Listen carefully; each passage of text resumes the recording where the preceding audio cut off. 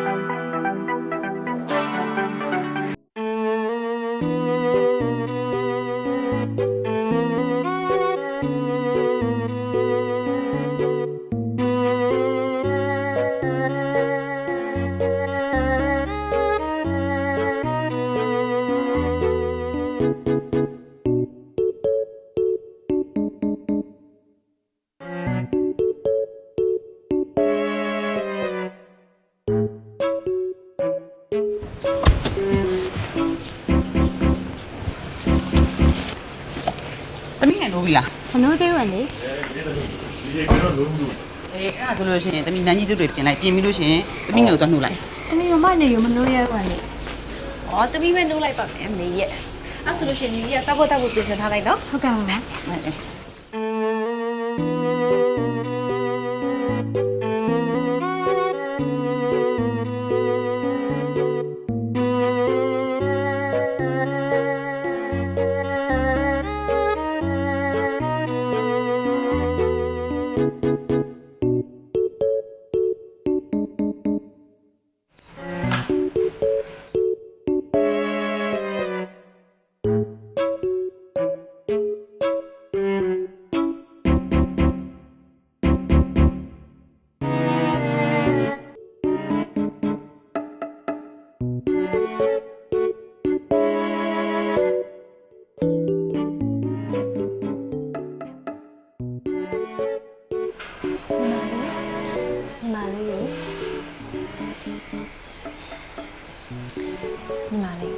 မလေးနေ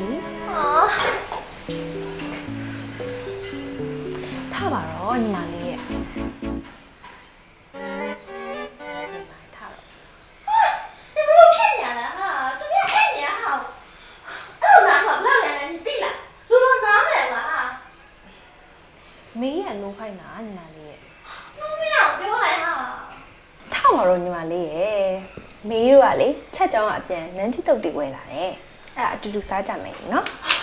အကျဉ်းလားအဲ့တူတူစကားများပဲတော်သူဘာတော့ဝယ်လာမစားချင်ဟာဟာလေအရင်အိတ်ရှင်ညာဟာအိတ်ပြရတယ်ဟောပါတော့ဟာနှစ်တော့အင်းမမေးမေးလို့ရှိရင်တော့ညဘီယာဘူးတွေခိုးတောက်ထားအများပြီးတော့လေအခုနှိုးလို့မရဘူးလို့ပြောလိုက်မယ်နော်ချတော့မလုပ်နဲ့နော်လာမယ်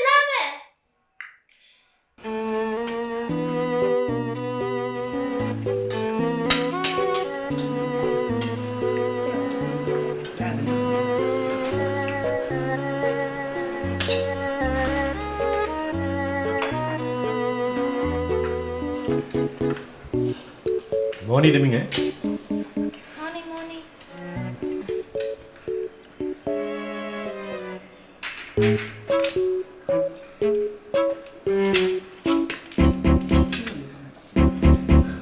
နာစီအယောင်တင်ဖို့တယ်နဲ့ဒီလောက်ရဲပန်းခန့်တဲ့နန်းကြီးတုတ်ကြီးကိုတမီးကဘယ်လိုစားမှာလဲအဲ့ဒါသမီးစားနေကြဆိုင်ပဲဝေလာတာလေသမီးငယ်စားနေကြတမီးအခုခေါင်းကိုက်တယ်လို့ဘာမှမစားနိုင်ဘူးမနောက်ဆိုရင်လေဘာမနဲ့စားမစားဘူးလားမနှိုးနဲ့အဲ့ရေဝိုင်ကခေါင်းကိုက်တယ်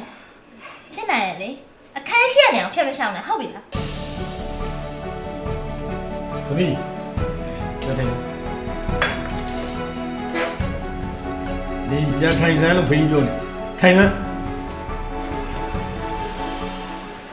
ဘာဖြစ်လဲကို့မှာမနဲ့စားဆိုပြီးသွားပြီးလာခေါ်ရမှာဘာလို့အဲ့စကားပြောတာသူလာလို့တမီးအဲ့ရေပြတ်တယ်လေအဲ့ရေပြတ်တော့ခေါင်းကကိုက်ရောအဲ့ကြောင့်နှိုးတယ်လို့ပြောတာမပြောရဘူးလားလူတယောက်ရဲ့အချိန်ရှင်းနိုင်ပြီလုံလောက်ပြီဒီနော်တပင်းညာအဲ့ရဝင်နောက်ကြလို့ကဲ12နိုင်ကအဲ့တပဲထားခု9နိုင်ထုံးနေအေးမွာတယ်ဝေါဟာဒါတော့ငါတမီးကမင်းမမြင်ဘူးဘာလဲလဲဗျာအဲ့ကတာလည်းမင်းမမြင်ဖြစ်ရောလားဘာဖြစ်တာပေါ့တမီးဝေးမကြည့်တမီးမှအကျဉ်းတော်တော့ကြည့်မနေ့6နိုင်ဒေါင်နဲ့ထိုးတာနဲ့သူအေးရထားဒီဗျာရှိခိုးတယ်ညီနဲ့အိမ်မှုကိစ္စတွေဝိုင်းလို့ရှင်းနိုင်ခွဲကုမ္ပဏီရုံးနှန်းသွားတယ်နော်ဟိုရောက်တော့လဲရုံးမှာဘေးရမရှိမဖြစ်ဘေးကိုဝိုင်းကူတယ်နော်ဟောအိမ်ပြန်ရောက်တော့လဲမနာဘူးသူ့အမေနဲ့ဝိုင်းကူတယ်ဟောညဆိုရင်လဲဟုတ်တယ်သူကလေအရန်တော်တာသမီးကမပြေးမှာကျင်နေပြီဟေးသမီးတခုတော့ပြောမယ်သမီးကတိတ်မနှိမ့်ပါနဲ့သမီးကဦးအောင်ကုန်နဲ့တော်ရုပ်ဦးသေးတော့သမီးအရင်မှာ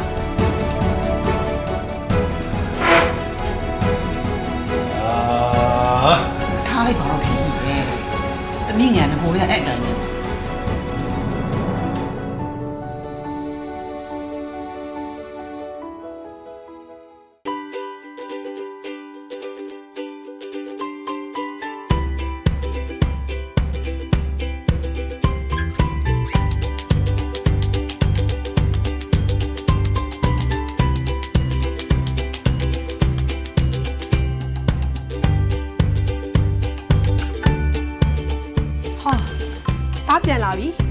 လုံးလုံးရင်တို့လာတွဲပါအောင်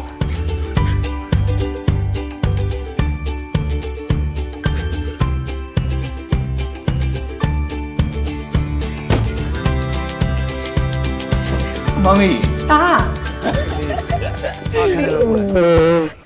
ဟောမမီရဲ့ဒူးနာလို့လေစိတ်တောင်လာမချုံနိုင်တဲ့လူကထလာသေးရဲ့ကိုယ့်ဟာကိုယ်တက်တာတက်တာနေထိုက်ပေါ့ပြီးရော မမီသားကိုခြေလေး5လမ်းလောက်လမ်းပြီးတော့လာချိုချင်တာပေါ့ဟောတာနိုင်ငံသားမှာကြောက်တက်ပြီးပြန်လာရတာပြောတယ်အသားတွေကညိုသွားပါလား ညိုးဆိုဒီယိုပြန်မလာခင်3ရက်လောက်လို့ကအเจ้าကတငယ်ချင်းတွေနဲ့ beach သွားပြီးနှုတ်ဆက်ပွဲလုပ်ခဲ့သေးတာဟုတ်မမီရဲ့ ယောက်ျားလေးအသားညိုတာပူကောင်းတာပေါ့ကွာပူပြီးယောက်ျားပြီးသားတာပေါ့ငါသားအခုမှရတညိုဆိုတဲ့နာမည်နဲ့ပူလိုက်သွားတော့လေကဲသားဒီညတင်တာကိုတားဖယ်ဟိုတယ်မှာစားကြဟမ် ဒီနေ့ညလာပဲ ဟုတ်တယ်လေငါသားပြန်လာတဲ့အထိမ်းအမှန်အနေနဲ့ family dinner ပေါ့ ဒီနေ့ညကတငယ်ချင်းတွေနဲ့ချိန်မိသားကြီးဖြစ်နေတယ်ဖေရဲ့ တာကလေသူတို့တွေကိုနောက်နေ့ချိန်လိုက်ပေါ့ အဲ့လိုကြီးပြန်ဖြတ်ဖို့ကြတော့လေ ကဲပါကွာငါသားတငယ်ချင်းနဲ့ချိန်ထားတာကိုလည်းဖြတ်မနေနဲ့နောက်နေ့ပေါ့မင်းလည်းတူကောင်းသေးတာမဟုတ်ဘူး ဟွန်းသူသားပြောရင်တခွန်းပဲပြောလိုက်ချင်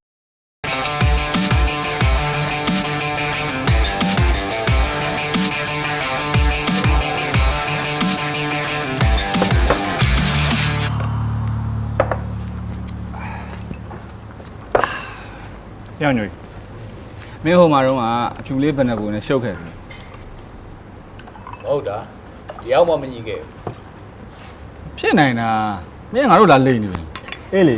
this man နဲ့ this man လာလိမ့်မင်းနဲ့ရအောင် ဘာလို့လိန်ရမှာလဲဟာတကယ်ပြောတာဘာဇလန်မှဦးမရှိခဲ့တာပြီးတော့ငါအဲ့လိုဇက်ရှုပ်တွေလောက်ရတာမကြိုက်ဘူးလေကွာ တယောက်ပြီးမှတယောက်ထားရင်ရတာပဲကွာအဲ့ဒါဆိုဇက်မရှုပ်တော့ဘူး မမေစီလိုက် ဟာ ဘာလို့မင်းမေရဆိုပါလဲမင်းမေရမင်းကိုနိုင်ငံသားဒီလိုက်ကြည့်မှာမို့လို့ ဟေ့ငါမမေရဲ့သားလိန်ပါလေကွာမမေစကားကိုရှေ့မှာကိုကြွယ်ရမှာမပယ်ရှား အဲ့ဆိုမင်းမိမရဝိုင်းရော မမီပေးစားပဲယူမှာပေါ့ကွာမမီကသူပေးစားပဲယူရမယ်တဲ့ငါဘောမေတ္တာတရားအပြည့်နဲ့ကျင်ကျင်နာနာနဲ့ဆက်ဆံတတ်မယ်မိခင်နဲ့တူသောမိန်းမကိုပဲရှာပြီးတော့ပေးစားမှာတဲ့အဲ့တော့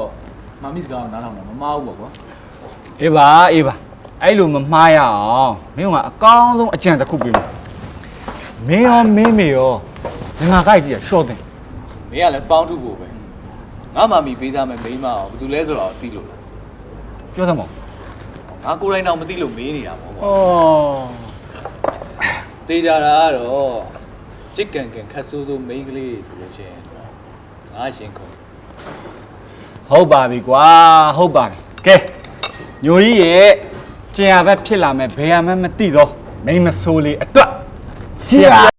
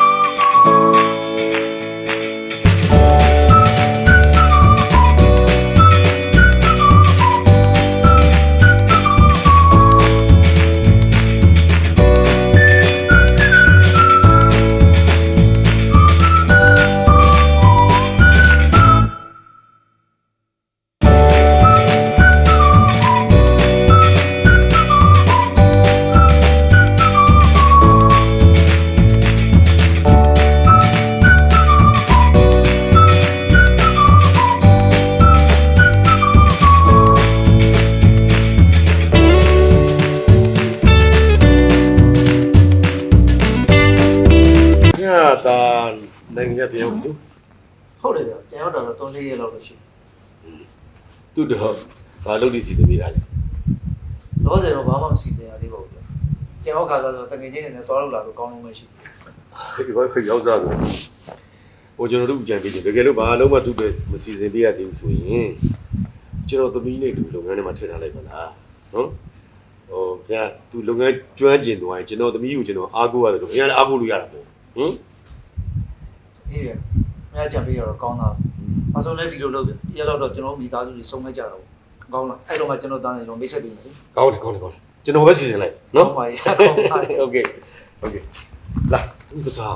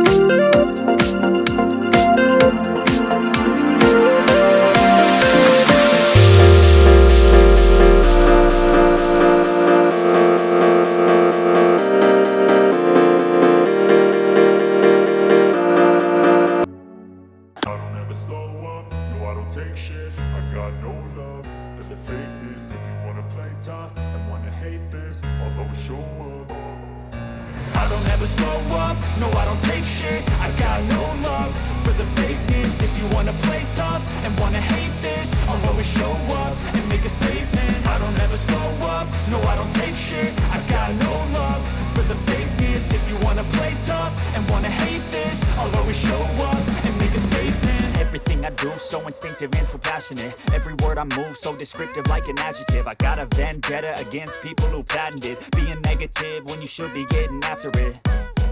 I got facts over tracks. This and that, spitting slow, spitting fast. I can roast, I can gas, think I'm okay at last, but I don't know if that can erase all the past. And the pettiness, a reflection of the emptiness. Hilarious, you think you're worth my time, you're delirious, mysterious because you are behind the exterior, inferior. You know I'll always be a bit superior. Get off of me, this ain't no humble brag. I want you to hear what you can say. I want you to feel free from the chains at last, and to believe in what you got, it was built to last. Yeah. Now that I've been put through hell, I never got anyone's help. I had to do it all myself. I don't ever slow up, no I don't take shit. I got no love for the fakeness. If you wanna play tough and wanna hate this, I'll always show up and make a statement. I don't ever slow up, no I don't take shit. I got no love for the fakeness. If you wanna play tough and wanna hate this, I'll always show up and make a statement. Gonna learn the consequence of being incompetent. Mental health is confidence, dreams and some honestness. I'm not here to save the day, that's for you to take away. I could play a million mind games, but instead I say something not illogical, something that is topical. Rub it on and watch it go, make yourself unstoppable. Dreams are irresponsible, but they're always possible. If you just believe, you could be so remarkable. Thoughts in my head, a collage and they spread. I'll be great one day, going off of my meds. No, I'm not giving up, no, I'm not giving in.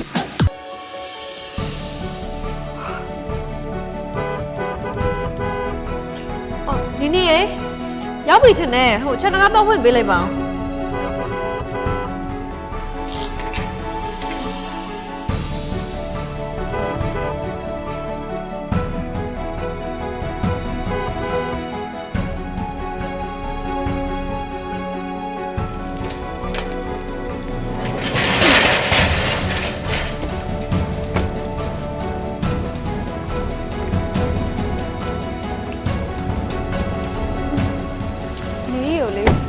တွဲပြီးပို့ပေးလိုက်နော်။ဘာမှပဲ။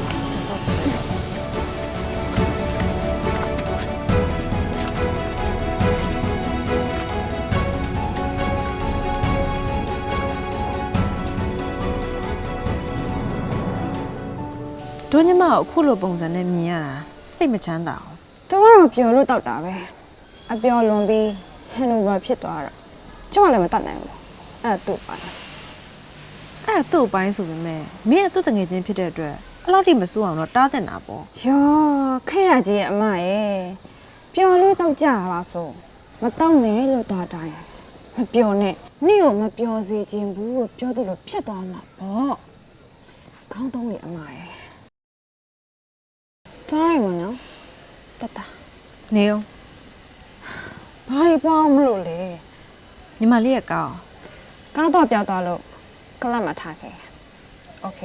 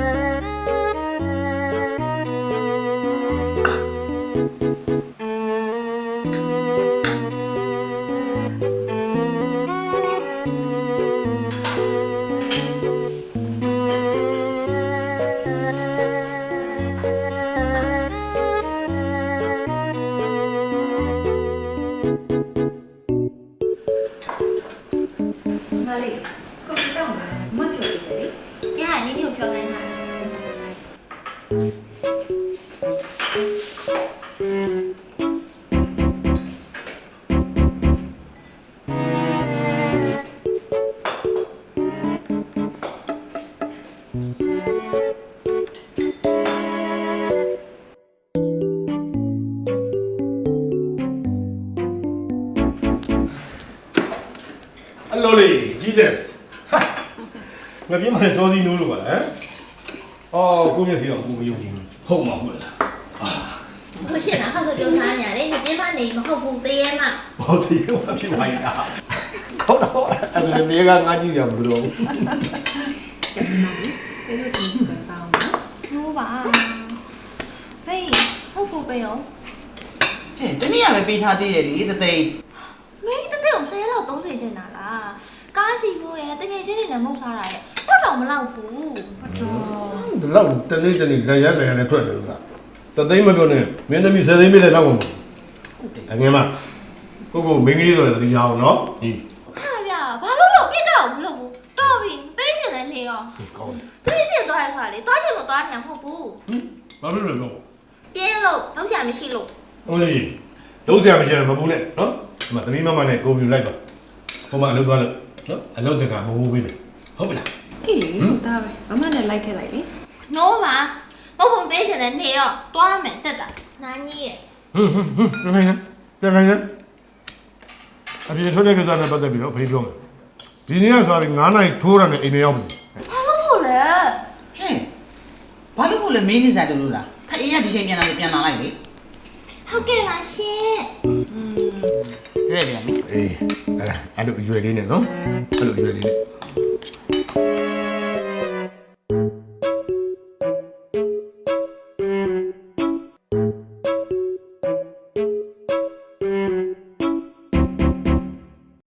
ဟေးဒီနေ့ကောင်နေထားလိုက်ခင်နော်မလိုက်တော့ဖေးစတော့လို့ရုံးကြခဏဝင်လိုက်နော်အဲ့မှာဘယ်တော့ကြာမှမသိဘူးကိုကြီးရောက်ချင်မှရောက်တယ်အဲ့တော့သမီးသွားရင်သွားနေလိုက်နော်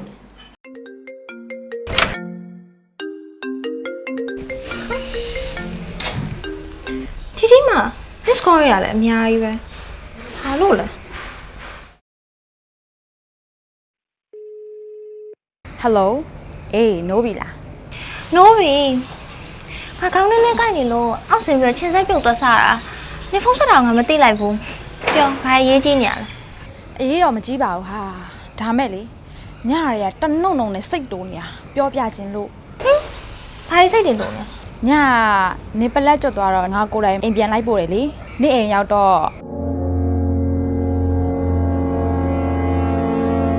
မရိုင်းလိုက်တာဘာတကယ်တောင်းပန်ပါရဲ့ဒီရဲ့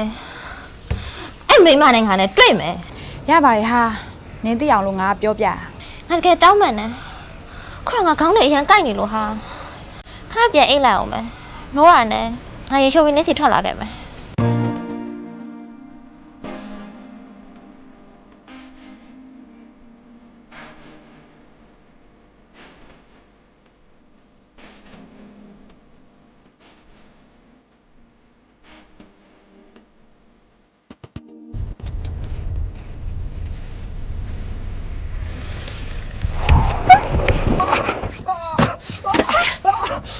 ဘာလို့လဲဖင်နေလို့လဲ လက်ကျိုးသွားပြီထင်တယ်ဗျာ လာဟောတောင်းပန်ပါရနော်ကျမစိတ်ကလိုက်ဖို့ပေးမယ်လေ စေးကတော့ပို့စရာမလိုပါဘူးဗျာဟိုကျွန်တော်စေးဖို့ပဲပေးပါဟုတ်ကဲ့ဟုတ်ပေးလို့ရပါတယ်ဘာလို့ပေးရမလဲ10ရက်လောက်စေးစီးရမယ်ထင်တယ်ဟို3သိန်းပဲပေးပါဗျာ3သိန်းဟုတ်3သိန်းဟိုညားတယ်ထင်လို့လားဗျာအော်မထင်ပါဘူးရှင်မထင်ပါဘူးဟိုဒါမဲ့လေကျမ cash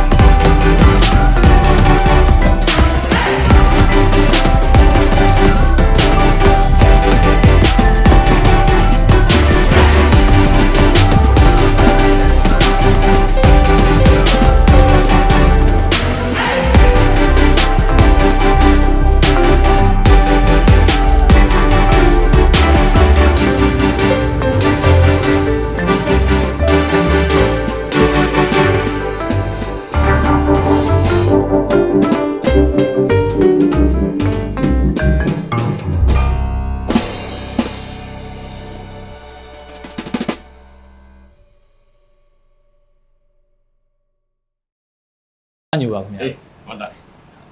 ဒါကတော့သူ့ရဲ့ဇနီးတော်ကြီးလို့လေတွေ့ရဝမ်းသာပါတယ်ဒါသမီးအကြီးဆုံးအကျဉ်းသားတဲ့ဒီဘေတို့ကုမ္ပဏီအားကိုးရဆုံးပေါ့တွေ့ရဟိုင်းတို့ကနေပါဖေးတို့မေးတို့ရဲ့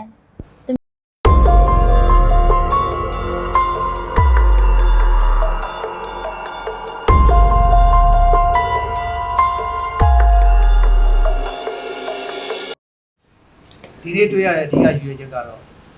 ဒါကိုဒေရုပ်ကုမ္ပဏီမှာအကျဉ်းသားနဲ့တွေ့ပြီးလှုပ်စီချင်လို့တခြားကအလုပ်မဲ့အစားကွာဒေရုပ်ကုမ္ပဏီမှာပဲအကျဉ်းသားကိုအားကိုးရတဲ့လူတစ်ယောက်ဖြစ်ဒါကိုကျူးသားစီချင်ဟုတ်ကဲ့ပါတယ်ဒါကျူးစားပါမယ်ဒီကဲဒီဆုံးစားလိုက်တော့ဟင်းနေအေးကုန်နော်လုံကြောင်းတော့မှတော့လုံနာရေလုံလိုက်ချီမာဒီလာကေချီယာချစ်ချင်နေတာ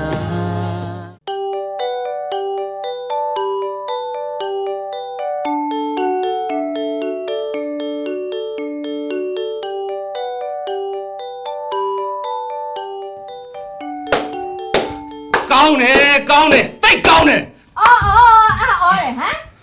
တားလောက်တဲ့လူ ကဝေဒနာခံစားနေရတာရှင်ကကောင်းတယ်ဆိုပြီးတော့လက်ထောက်တီးနေဟဟလားဟမ်သားလေးအဲ့ဒါနစ်ဖေရေးမဟုတ်ပထွေးတီလားပထွေး ဟဲ့မင်းဘာပြောတာလဲ ဟဲ့ရှင်ကြားတဲ့အတိုင်းပဲလေဟမ်သားလေးကမျက်လုံးရောင်နေငါသားလေးတတ်တာလားဘာလားမေးမရပဲနဲ့ကောင်းတယ်ဆိုပြီးလက်ထောက်တီးနေအဲ့ဒါရှင်ပထွေးပါ ငါအခုလိုဖြစ်ရတဲ့ခဲမင်းလေ အလားတော့ကျောက်ကတရားကဒါကျောက်လုပ်တယ်ပေါ့လေ ဟုတ်တယ်မင်းလောက်တာအားရှိခလင်းငိန်ပြီးရောခလင်းလက်ထဲဖုံးထည့်ပေးမှာအခုလိုဖြစ်ပြီပေါ့ ဒီမှာရှစ်သားအဲ့လိုပေးမသုံးလို့ရှင်ပြဿနာရှာတယ်မျက်ရှောင်းအောင်ဆော့တယ်ဆိုတာရှင်းသိလား ဟာဘာဖြစ်ခလင်းငိန်အောင်ထည့်ရမှာမင်းလောက်လေ အေးလေအဲ့လိုငိန်အောင်လို့ပဲဖုန်းပေးသုံးတာဘာဖြစ်လဲ ဘာဖြစ်လဲလုံးမနေအခုဘာဖြစ်လဲမင်းမမြင်ဘူးလား ဒိတ်ပဲမရှိတာဖုန်းပေးသုံးလို့အခုလိုဖြစ်ရတယ်လို့ ဘာလို့အထိပ္ပယ်မရှိအောင်ငါပြောတာအထိပ္ပယ်ရှိတယ်မိုးလင်းနာနဲ့ဖုန်းအိတ်ခန့်နီးနီးဖုန်းဖြစ်နေမှာအခုလိုဖြစ်ပြီပေါ့နည်းနည်းပါးပါဘူးတူတာရှိအောင်လေ့လာအောင်ဟမ်အားရင်ချဲတွက်ဖို့ကိုရီးယားကကြည့်ဖို့ပဲစဉ်းစားမနေနဲ့ ဟမ်ကျမလေးချဲလေးတွက်လိုက်ကိုရီးယားကားလေးကြည့်လိုက်အရန်ကိုตายရနေတယ်လို့ရှင်ကထင်တယ်ပေါ့လေကောင်းပြီ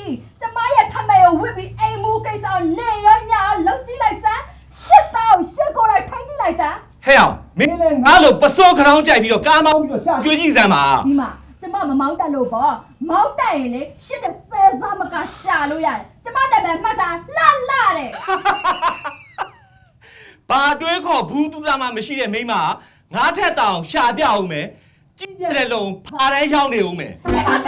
ပြင်းကြတဲ့အတိုင်းပဲလေ ခဲပါဗျာ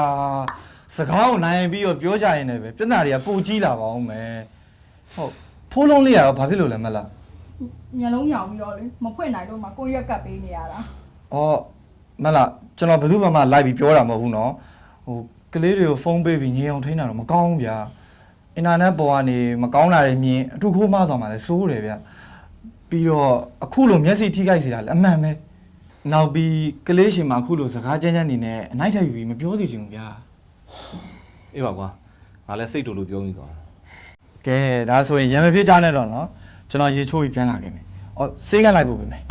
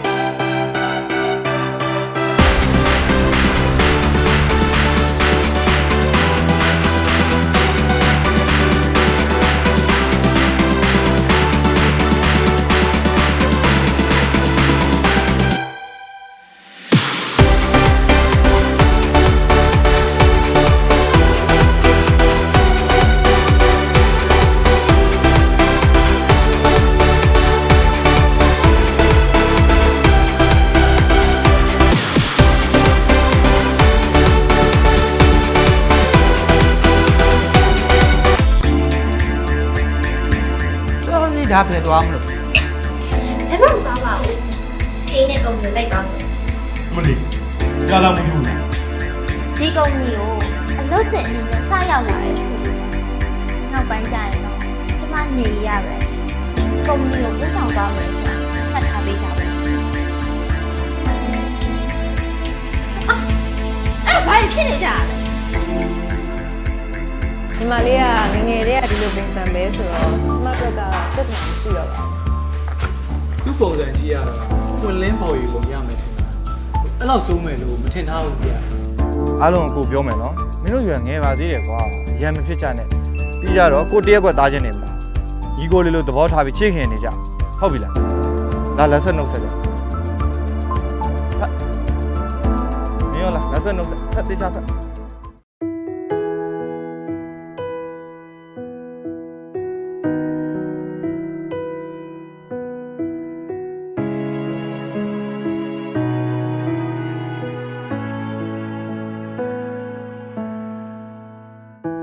Lura taku puchi mi keshi Achi epi twasu jurigu kanza yame Tayo sinju dui pu mie twa keshi Lu puka me sura rigu tibida I'm so naibu Puchi de duga kanza ya me Kyum sai pinga ni jimbi mele Nga me miabu Achika ni pyao le de Pi thwa su juri ha mo me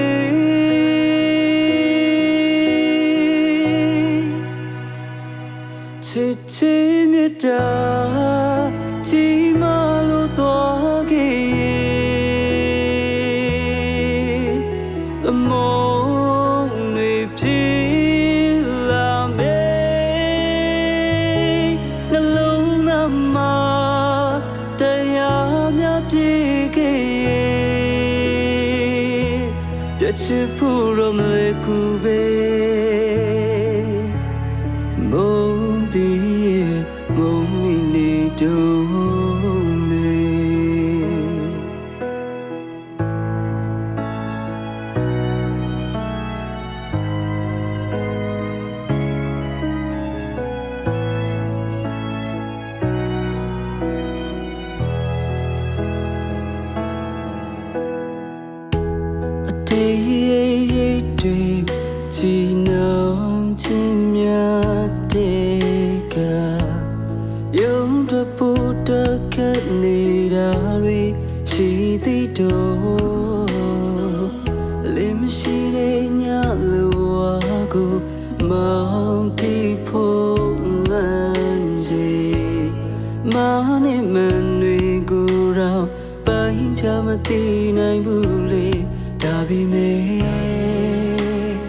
I'm so naibu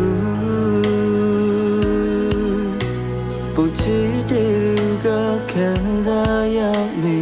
Kyum sai pinga ni jimbi mele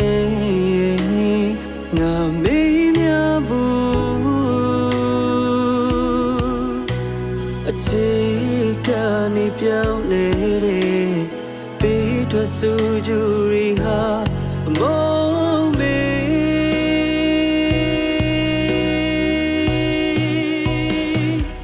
Chi chi mi da Chi ma lo twa ke Mo nui pi la me Na lo na ma Taya mya pi ke Piet chi purom le kube Mong mi ni do me Chi chi mi da Chi ma lo twa ke Mong nui pi la me Na lo na ma Taya mya pi ke Piet chi purom le kube